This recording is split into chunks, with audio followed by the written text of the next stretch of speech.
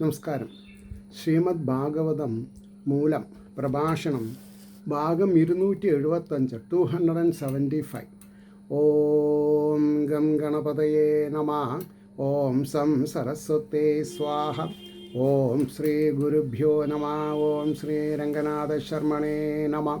നാരായണ നാരായണ നാരായണ നാരായണ നാരായണ നാരായണ നാരായണ നാരായണ നാരായണ നാരായണ നാരായണ. ഓം ശ്രീകൃഷ്ണാർപ്പണമസ്തു. ഓം ശ്രീകൃഷ്ണായ പരബ്രഹ്മണേ നമഃ. ഓം ശ്രീകൃഷ്ണായ പരമാത്മനേ നമഃ. ഹരേ രാമ രാമ രാമ ഹരേ ഹരേ. ഹരേ കൃഷ്ണ കൃഷ്ണ കൃഷ്ണ ഹരേ ഹരേ. ഓം ശ്രീ രുക്മിണീ സത്യഭാമാ സമേത ശ്രീ ഗോപാലകൃഷ്ണസ്വാമിനേ നമഃ. ശ്രീമദ് ഭാഗവതം മൂലം പ്രഭാഷണം ഭാഗം 275, തൃതീയ സ്കന്ധം 22-ാം അധ്യായത്തിൽ 35-ാമത്തെ ശ്ലോകമാണ്. ആയതായാം മസ്തസ്യാന്യാമാ സ്വാന്തരയാപനാഃ ശൃണ്വതോധ്യായതോ വിഷ്ണു കുർവതോ ഭ്രുവത കഥ. ഇതാണ് ശ്ലോകം.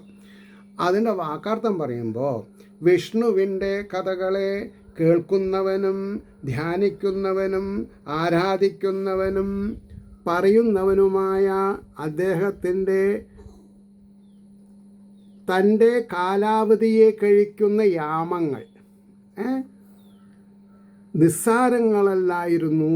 അതായത് നാം ചെലവഴിക്കുന്ന ഓരോ നിമിഷങ്ങളും വളരെ അധികം ശ്രദ്ധിച്ച് ഈശ്വരോപാസനയിൽ കൂടി മുമുക്ഷുത്വത്തെ പ്രാപിച്ച് വീണ്ടും ജനനമരണാദി ചക്രത്തിൽ തിരിയാതെ കണ്ടിരിക്കാനുള്ള കാര്യങ്ങൾ നമ്മൾ ചെയ്യണമെന്നാണ് പറഞ്ഞതിൻ്റെ താല്പര്യം.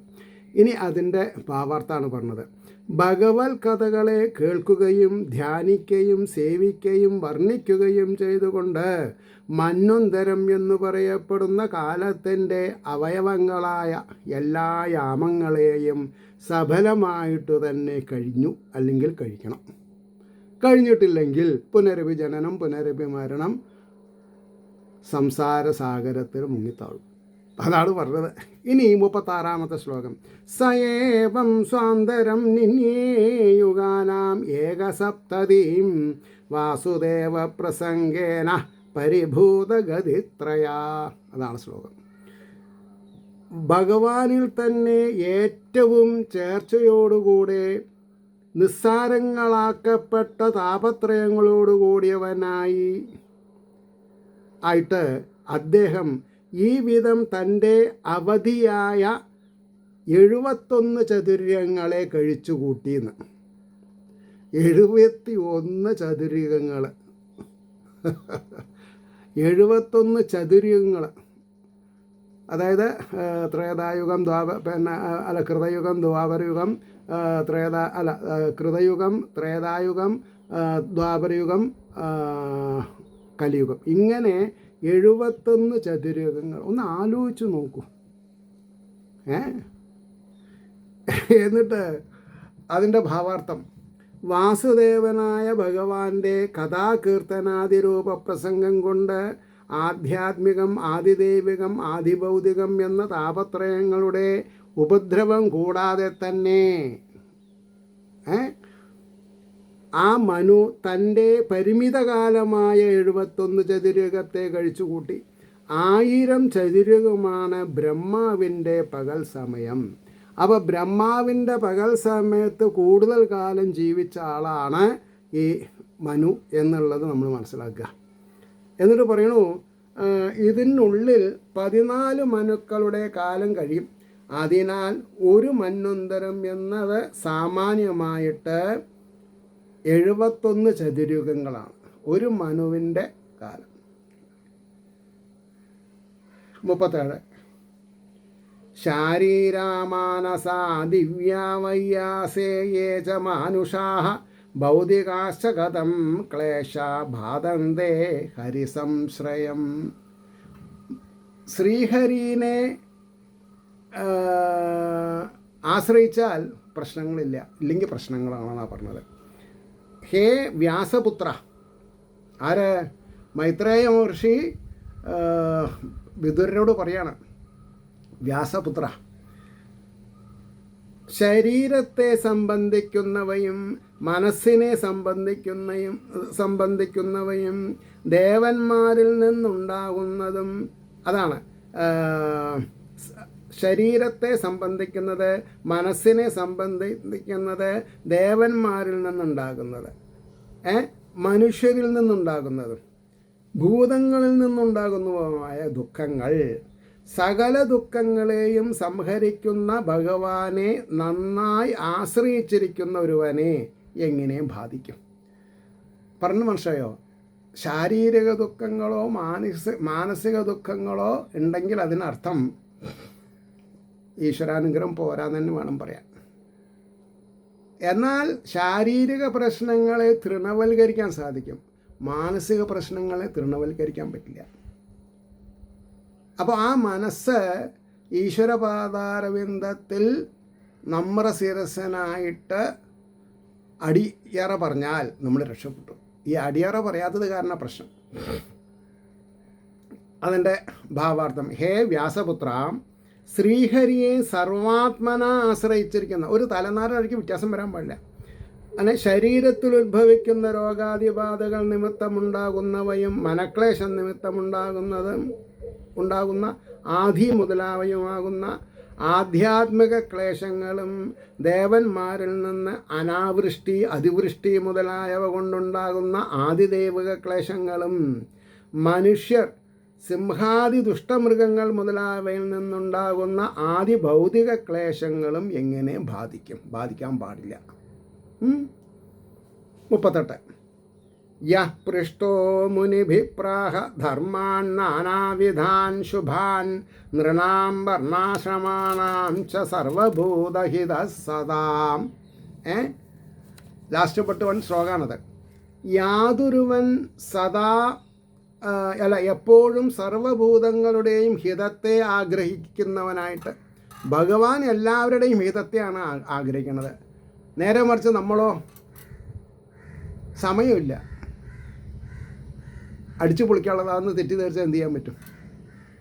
അപ്പോൾ മുനിമാരാൽ പൃച്ഛിക്കപ്പെട്ടവനായിട്ട് ബോധ്യപ്പെടുത്തിക്കൊണ്ട് സർവധാരണന്മാരായ മനുഷ്യരുടെ ധർമ്മങ്ങളെയും വർണ്ണങ്ങളുടെയും ആശ്രമങ്ങളുടെയും ബഹുവിധമായ ശോഭനധർമ്മങ്ങളെയും പറഞ്ഞു കഴിഞ്ഞു എന്ന് പറഞ്ഞു. ഇനി അതിൻ്റെ ഭാവാർത്ഥം പറയണം.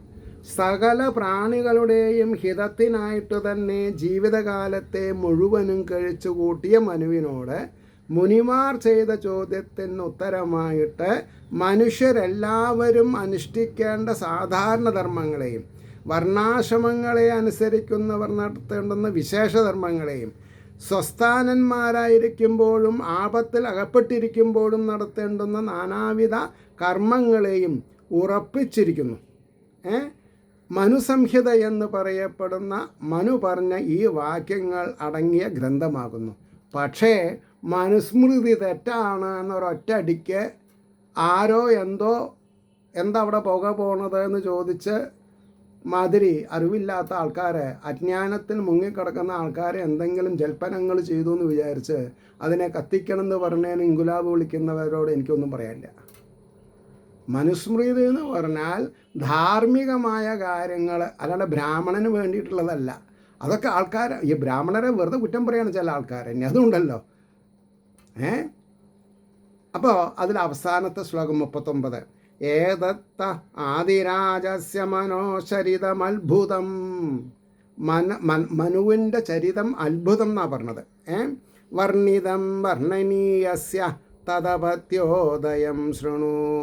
വർണ്ണിപ്പാൻ യോഗ്യനും ആദ്യത്തെ രാജാവുമായ മനുവിൻ്റെ ആശ്ചര്യത്തെ ജനിപ്പിക്കുന്ന ഈ ചരിത്രം അങ്ങയോട് വർണ്ണിക്കപ്പെട്ടു.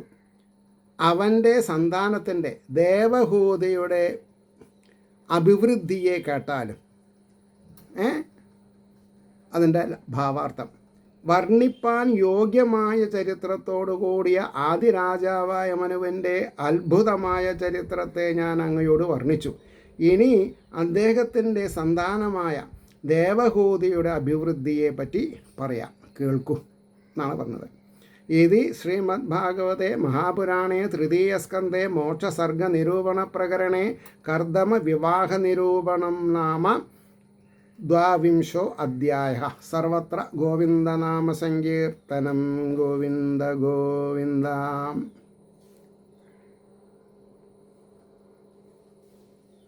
ഇനി അടുത്തത് ഓം നമോ ഭഗവതേ വാസുദേവായ. ശ്രീമദ്ഭാഗവതം തൃതീയസ്കന്ധം 23-ാം അധ്യായം. ഇപ്പോൾ 22 കഴിഞ്ഞല്ലോ. 23-ാം അധ്യായം. മൈത്രേയ ഉവാച. ശ്ലോകം 1. പിതൃഭ്യാം പ്രസ്ഥിതേ സ്വാധീപതിം ഇംഗിതഗോപിത നിത്യം പര്യചരൽ പ്രീത്യാ ഭവാനീവ ഭവം പ്രഭും. മാതാപിതാക്കന്മാർ രണ്ടുപേരും പുറപ്പെട്ടു പോയപ്പോൾ അഭിപ്രായം അറിയുന്നതിൽ സമർത്ഥനായ പതിവ്രത ഭർത്താവിനെ, ഈശ്വരനായ ശിവനെ പാർവതി എന്ന പോലെ എല്ലാ ദിവസവും സന്തോഷത്തോടുകൂടെ പരിചരിച്ചു. ഈ ഒരു സ്റ്റേറ്റ്മെൻറ്റ് സ്വർണ്ണലിപികളാൽ എഴുതി വയ്ക്കണം. എന്താ? സ്ത്രീ പുരുഷൻ്റെ അടിമയാണോ ചോദിക്കും. അടിമയല്ല. സ്ത്രീയുടെ ജീവിതം പുരുഷൻ്റെ ഈശ്വരപ്രാപ്തിക്ക് ഉതകുന്നതായിരിക്കണം, ലൗകികത്തിൽ ഉതകുന്നതായിരിക്കരുത്. മൈത്രേയൻ പറഞ്ഞു. ആരോട് പറഞ്ഞു? വിതുരരോട്. അച്ഛനായ മനുവും അമ്മയായ ശതരൂപയും പോയതിൽ പിന്നെ പരമപതിവ്രതയായ ദേവഹൂതി ഭർത്താവിൻ്റെ ആവശ്യങ്ങൾ അദ്ദേഹം പറയാതെ തന്നെ സ്വബുദ്ധ്യാധരിച്ചിട്ട്, അമ്മായിയമ്മ പറഞ്ഞിട്ടോ അങ്ങനെയൊന്നല്ല, സ്വബുദ്ധ്യാധരിച്ചിട്ട് സാക്ഷാൽ ശ്രീ ശിവനെ പാർവതി എന്ന പോലെ ഭക്തിശ്രദ്ധയോടെ എല്ലായ്പ്പോഴും പറഞ്ഞു. എന്താ മഹാലക്ഷ്മി മഹാവിഷ്ണുവിനെ പോലെ എന്ന് പറയാത്തത്? ഇവിടെ ഭാഗവതം പറയുമ്പോൾ ഏറ്റവും വളരെയധികം കഷ്ടപ്പെട്ടിട്ടാണ്, എത്രയോ തപസ്സാചരിച്ചിട്ടാണ് പാർവതി ദേവിക്ക് പരമശിവനെ കിട്ടിയിട്ടുള്ളത്. മറ്റതങ്ങനെയല്ല. യൗവനയുക്തിയായിട്ട് വന്നു, ഞാൻ ശ്രീഹരിനെ മാത്രമേ വിവാഹം ചെയ്യൂ എന്ന് ഉറപ്പിച്ച മനസ്സോടുകൂടി ഭഗവാന്റെ പാദങ്ങൾ തിരഞ്ഞു നടക്കുക ചെയ്തത്. അവിടെ വളരെ വ്യത്യാസമുണ്ട്. ഇനി 2-3 ശ്ലോകങ്ങളൊപ്പം പോവും. വിശ്രംഭേണ ആത്മശൗചേന ഗൗരവേണ ദമേന ച ശുശ്രൂഷയാ സൗഹൃദേന വാചാ മധുരയാ ച ഭോ വിസൃജ്യ കാമം ദംഭം ച ദ്വേഷം ലോഭം മഘം മദം അപ്രമത്തോദ്യതാ നിത്യം തേജീയാം സമദോഷയത്. 2 ശ്ലോകങ്ങൾ. വിശ്വാസത്തോടും ദേഹമനഃശുദ്ധിയോടും, ദേഹത്തിൻ്റെയും മനസ്സിൻ്റെയും ശുദ്ധി, കളങ്കം ഉണ്ടാവരുത്, ആദരത്തോടും ബാഹ്യേന്ദ്രിയ നിഗ്രഹത്തോടും. എന്താ അങ്ങനെ പറഞ്ഞാൽ? ബാഹ്യേന്ദ്രിയ നിഗ്രഹം എന്ന് പറഞ്ഞാൽ ഒരു സ്ത്രീയുടെ ഇന്ദ്രിയങ്ങൾക്ക് വിജയം വേണമെന്ന് വിചാരിച്ചിരുന്നാൽ പിന്നെ പുരുഷനെ ശ്രദ്ധിച്ചിട്ട് കാര്യമില്ല. ഞാൻ പറഞ്ഞത് വളരെ പോയിന്റ് ബ്ലാങ്ക് ആയിട്ടാട്ടോ പറഞ്ഞത്.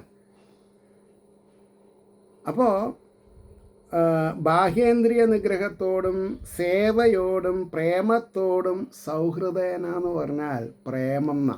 എന്താ ഈ പ്രേമം എന്ന് പറഞ്ഞാൽ? ശാരീരികമല്ല, ആധ്യാത്മികമാണ്, ഡിവൈൻ. അപ്പോൾ സൗഹൃദേന എന്ന് പറഞ്ഞാൽ പ്രേമത്തോടും, മധുരയാ വാച, മധുരവാക്കോടുകൂടെയും വിഷയാഗ്രഹത്തോടും. അവിടെ വിഷയാഗ്രഹം എന്ന് പറഞ്ഞാൽ എന്താ? ഇദ്ദേഹത്തിൽ നിന്ന് 9 പെൺകുട്ടികളെയും ഒരു ആൺ സന്താനത്തിനെയും കിട്ടിയാൽ ഇദ്ദേഹം ടാറ്റ പറയും. അതിൻ്റെ മുമ്പേ അദ്ദേഹത്തിൽ നിന്ന് വേണ്ടത്ര എന്താണെന്നാ പറയുക, ഉപദേശങ്ങളൊക്കെ വാങ്ങണം മകനിൽ നിന്ന്. അതാണ് ഇതിൻ്റെ ഉദ്ദേശം. അപ്പോൾ വിഷയാഗ്രഹത്തെയും പദാർത്ഥങ്ങളെ ശേഖരിപ്പാനുള്ള താല്പര്യത്തെയും കപടത്തെയും വെറുപ്പിനെയും ആജ്ഞയെ അതിക്രമിക്കുന്ന പാപത്തെയും അഹംഭാവത്തെയും വിട്ടിട്ട്, അപ്പോൾ സ്വാർത്ഥലാഭത്തിന് വേണ്ടിയിട്ടല്ല എന്നർത്ഥം. സ്വാർത്ഥലാഭത്തിന് വേണ്ടിയിട്ടല്ല, പ്രീതികരമായിട്ടുള്ളതാണ്. വിട്ടിട്ട് മനസ്സിരുത്തിയവളും എപ്പോഴും പണിപ്പെടുന്നവളുമായിട്ട് അതിതേജസ്വിയാണെങ്കിലും എന്തെന്തിനാ ഭർത്താവിനെ കൂട്ടാക്കണമെന്നാണോ ചോദിച്ചത്? അല്ല. അപ്പോൾ ഭർത്താവ് അതീവ തേജസ്വിയാണ്. അത്ര തന്നെ കഴിവ് ആർക്കുണ്ട്? ഭാര്യയ്ക്കുണ്ട് ഇവിടെ. അപ്പോൾ സന്തോഷിച്ചു, അതോഷയത് സന്തോഷിപ്പിച്ചു എന്നാ. സന്തോഷിക്കുകയല്ല ചെയ്ത്, സന്തോഷിപ്പിക്കുക. സന്തോഷിക്കുക എന്നുള്ളത് മമതയും, സന്തോഷിപ്പിക്കുക എന്നുള്ളത് പ്രീതിയാണ്. വളരെ ശ്രദ്ധിക്കേണ്ട കാര്യമാണ്. മലയാളത്തിലൊരു അക്ഷരം മാറിയാൽ അർത്ഥം മാറി. അപ്പോൾ ശുശ്രൂഷിച്ച രീതിയെയും ഫലത്തെയും വിവരിക്കുന്നു. ഏതിലെ? ഇതിൻ്റെ ഭാവാർത്ഥത്തിൽ. ഈ മഹാൻ്റെ പ്രസാദം കൊണ്ട് മാത്രമേ എൻ്റെ ജന്മത്തിന് സാഫല്യം വരികയുള്ളൂവെന്ന വിശ്വാസത്തോടും, ഇയാൾക്ക് എത്ര പോളിസി ഉണ്ട്, ഇയാൾക്ക് വല്ലതും പറ്റിയാൽ എൻ്റെ ജീവിതം ശരിയാവോ ഇല്ലയോ, കട്ടപ്പകയാവോ എന്നുള്ളതൊന്നും അല്ല അവിടുത്തെ പ്രശ്നം. പരിപൂർണ വിശ്വാസമാണ്. അത് സനാതനധർമ്മത്തിലെ സ്ത്രീക്കുള്ള സ്വാതന്ത്ര്യം. സാക്ഷാൽ യമധർമ്മരാജാവിനോട് അംഗം ചെയ്ത്, അതായത് വാക്കുകളെ കൊണ്ട് ഇരുത്തിയിട്ട് തൻ്റെ മരിച്ചുപോയ ഭർത്താവിൻ്റെ ആയുസ് വാങ്ങിയിട്ടുള്ള കുലസ്ത്രീകളാണ് ഭാരത സ്ത്രീകൾ. അപ്പോൾ വിശ്വാസത്തോടും ദേഹത്തിൻ്റെയും അന്ധക്കരണത്തിൻ്റെയും ശുദ്ധി, മനഃശുദ്ധി, അദ്ദേഹത്തിൻ്റെ മഹത്വത്തെ രക്ഷിക്കുന്ന ഭാവരൂപമായ ആദരവത്തോടും, ബാഹ്യേന്ദ്രിയങ്ങളെ അടക്കുന്ന സ്വഭാവമായ ദമത്തോടും. അപ്പോൾ ഈ ദമം എന്ന് പറഞ്ഞാൽ എന്താണെന്നാണ് പറഞ്ഞത്? ബാഹ്യേന്ദ്രിയങ്ങളെ അടക്കുന്ന സ്വഭാവം. എനിക്ക് നല്ല ആഹാരം വേണം, എനിക്ക് നല്ല പാട്ട് കേൾക്കണം, എനിക്ക് നല്ല സൈറ്റുകൾ കാണണം, എനിക്ക് കാറ്റ് കൊള്ളണം, അങ്ങനെയൊന്നുമില്ല. അവിടെയാണ് പ്രശ്നം. അപ്പോൾ ദമം എന്ന് പറഞ്ഞാൽ ബാഹ്യേന്ദ്രിയങ്ങളെ അടക്കുക. പാദസംവാഹനാദിരൂപമായ സേവയോടും, അതായത് കയ്യെ കാലൊക്കെ തലോടി കൊടുക്കുക. ഇന്നത്തെ ഒരു 30 കൊല്ലത്തിന് ഇങ്ങോട്ട് അത് കിട്ടാക്കനിയാണെന്നാണ് എൻ്റെ അഭിപ്രായം. പാദസംവാഹനാദിരൂപമായ സേവയോടും, സേവയാണ്, പോൾസൺ അടിക്കലല്ല, പ്രേമാതിശയമാകുന്ന സൗഹൃദത്തോടും, മധുരം. ഇത് അറ്റ്ലീസ്റ്റ് ഈ ഭാവാർത്ഥങ്ങളൊക്കെ ഒന്ന് വായിച്ചാൽ ജീവിതത്തിൽ ഇങ്ങനെയൊക്കെ ചിലത് ഉണ്ട് എന്നുള്ളത് സ്ത്രീകളും പുരുഷന്മാരും മനസ്സിലാക്കണം. നല്ലതാണ്. അടുത്ത ജന്മത്തേക്കെങ്കിലും ഉപകരിക്കും. ഭാഗവതത്തിൽ ഒരു സോഷ്യൽ സ്റ്റഡി ക്ലാസ് ഉണ്ട് എന്നുള്ളത് മനസ്സിലാക്കുക. സയൻസ് ഉണ്ട്, മാത്തമാറ്റിക്സ് ഉണ്ട്, പ്യുവർ സയൻസ് ഉണ്ട്, സൈക്കോളജി ഉണ്ട്, ഫിലോസഫി ഉണ്ട്. എന്താ ഇല്ലാത്തത്? അതുകൊണ്ടാണ് പറഞ്ഞത്, വിഷയാഭിലാഷരൂപമായ കാമത്തെയും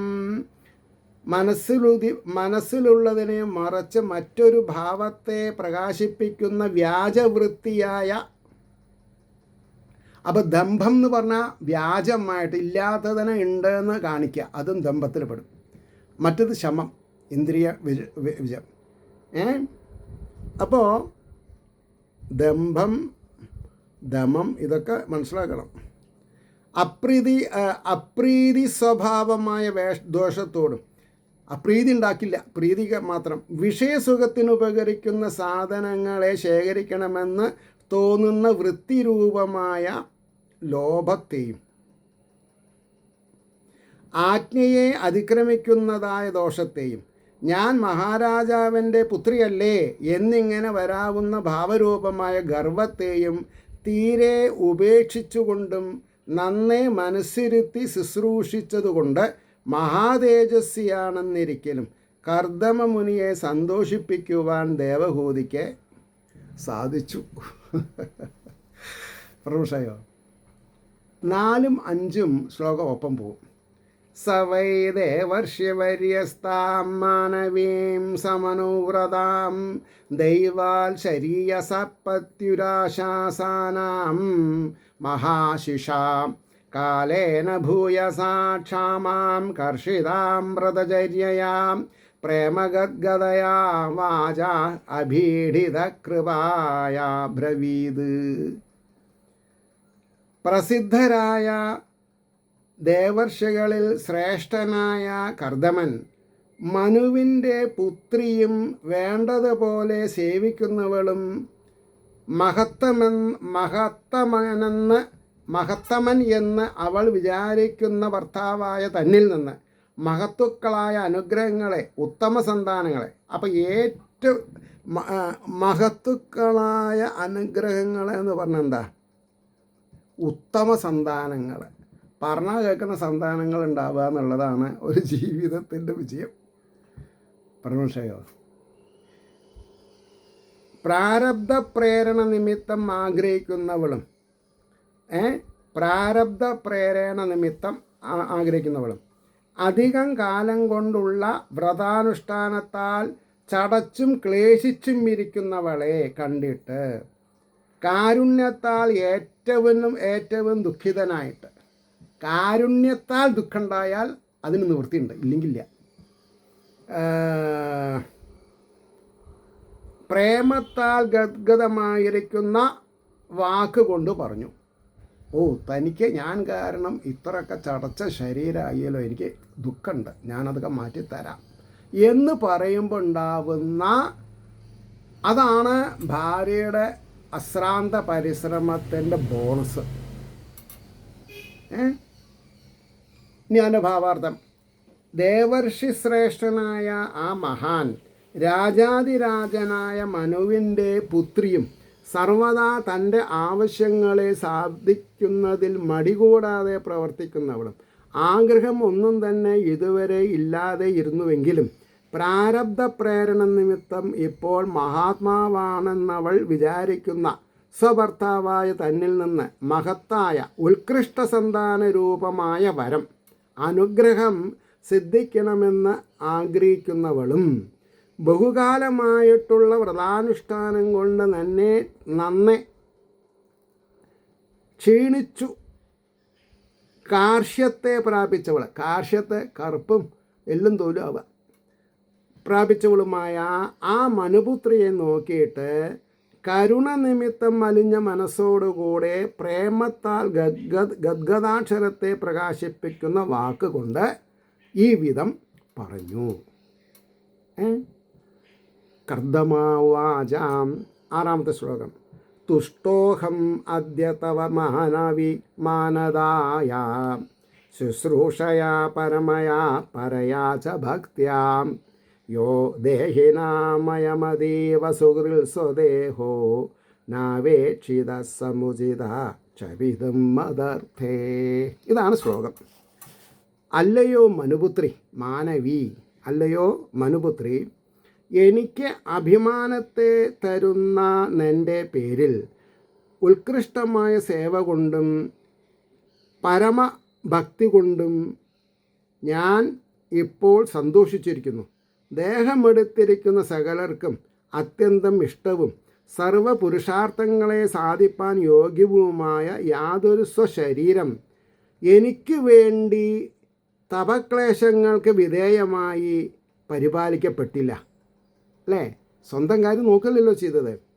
ന സമുചിത അപേക്ഷിത എന്നും അന്വയിക്കാം. ഉചിതമായ രീതിയിൽ വേണ്ടും വണ്ണം ശ്രദ്ധിക്കപ്പെട്ടില്ല എന്നർത്ഥം. ഭർത്താവിനെ ശുശ്രൂഷിക്കുന്ന രീതിയിൽ തൻ്റെ ശരീരകാന്തി നഷ്ടം വന്നതും ശരീരപുഷ്ടി നഷ്ടം വന്നതൊന്നും ആ സാധു സ്ത്രീ ശ്രദ്ധിച്ചില്ല. അപ്പോൾ അതിൻ്റെ ഭാവാർത്ഥം പറഞ്ഞു നിർത്തും. കർദമൻ പറഞ്ഞു, എന്താ പറഞ്ഞത്? ഇനി ഇതു മുതൽ 3 പദ്യങ്ങൾ കൊണ്ട് കർദമൻ പറഞ്ഞതിനെ കാണിക്കുന്നു. ഹേ മനുപുത്രി, എന്നെ ഏറ്റവും ബഹുമാനിക്കുന്ന നിൻ്റെ അത്യുത്കൃഷ്ടമായ ശുശ്രൂഷ കൊണ്ടും സർവോപരി പരമപ്രേമരൂപമായ ഭക്തി കൊണ്ടും ഞാൻ നിന്നിൽ ഏറ്റവും സന്തോഷിച്ചിരിക്കുന്നു. ദേഹികൾക്ക്, ശരീരം എടുത്തവർക്ക് എല്ലാവർക്കും സർവപുരുഷാർത്ഥ സാധനമായിരിക്കുന്നതും അധികം പ്രേമമുള്ളതും അവരുടെ ശരീരമായിരിക്കെ നിൻ്റെ ആ ശരീരത്തെ എൻ്റെ ആവശ്യങ്ങളെ സാധിപ്പിക്കുന്നതിന് വേണ്ടി ക്ലേശിപ്പിക്കുവാൻ നീ ഒരുങ്ങിയതിൽ നിന്ന് എന്നിലുള്ള പരമഭക്തി സ്പഷ്ടമായി കാണപ്പെട്ടു.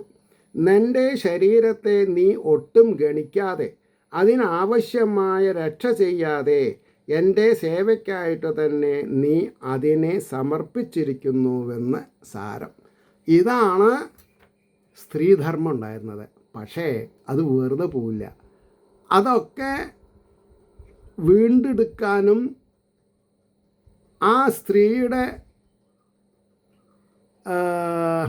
ലോകോത്തര നിലവാരമുള്ള ആഗ്രഹങ്ങളെ നടത്തി കൊടുക്കാനും സാധിക്കുന്ന ഭർത്താക്കന്മാരാണ് അന്നത്തെ കാലത്ത്.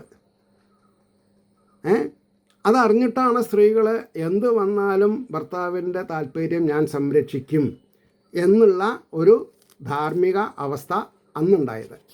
പറഞ്ഞു മനസ്സിലായില്ലേ? അപ്പോൾ അതൊക്കെ മനസ്സിലാക്കുമ്പോൾ നമ്മൾക്ക് പൂർവ്വസൂരികളാൽ പറഞ്ഞ കാര്യങ്ങളിൽ മായം ചേർത്താൽ അത് നമ്മൾക്ക് തന്നെയായിരിക്കും ഭവിഷ്യത്ത് എന്ന് മനസ്സിലാക്കും. അങ്ങനെയിരിക്കുന്ന ശ്രീഹരിയുടെ അനുഗ്രഹാശിസുകൾ നിർലോഭം എല്ലാവരിലും എത്തട്ടെ എന്ന് സമാശ്വസിക്കുന്നതോടുകൂടി ഏവരുടെയും പ്രാർത്ഥന ലോകാസമസ്ത സുഖിനോ ഭവന്തു ആയിരിക്കട്ടെ എന്ന് സ്മരിച്ചുകൊണ്ട് വാക്കുകൾ ഉപസംഹരിക്കുന്നു. നമസ്കാരം. നാളെ കാണാം.